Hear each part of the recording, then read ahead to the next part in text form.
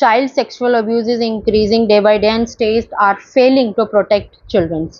So article talk about कि 90% जो cases है ना वो फैमिली और रिलेटिव्स द्वारा होते हैं, मतलब बच्चा जानता है ऑलरेडी 90% केसेस में, लेकिन हमें क्या लगता है कि भाई कोई स्ट्रेंजर ही होगा, तो इसकी वजह से हम ना पूरे एक रॉन्ग डायरेक्शन में जा रहे हैं। और इसका सबसे ज़्यादा जो नुकसान है ना वो माइग्रेंट और वर्किंग क्लास को होता है, क्यों? क्योंकि वो लेस इंटीग्रेटेड होते हैं सोशल नेटवर्क से।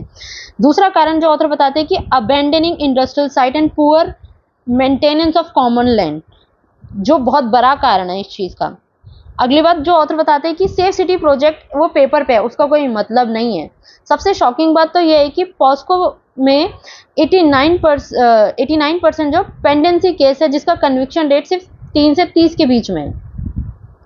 वहीं 2024 में एनआरसीबी की रिपोर्ट भी यही बताती है कि 69,000 प्लस पॉस्को केस रिकॉर्ड हुए थे 2024 में, जिसमें से 70,000 चिल्ड्रन विक्टिम्स हैं। अब इससे क्या प्रॉब्लम हो रही है कि सोसाइटी में ना लोगों का ट्रस्ट पुलिस पे कम हो रहा है ना, जो इनडायरेक्टली इनकरेज, तो वो भी एक गलत चीज़ है क्योंकि उससे पता ही नहीं चल रहा है कि कौन है, क्या चीज़ें हो रही हैं। 2018-19 में अमेंडमेंट भी हुए थे, but still there is nothing that have recorded in India. So in overall there is a 3 points that connect. It's a lack of policing, a lack of governance, lack of law and order, I would say that, है ना।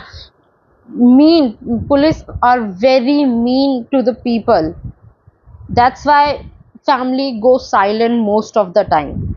We if we want to solve this issue, we need to make 3 things clear. First, it needs to be a good urban planning. Next is data policing, data policy basically, and another is governance.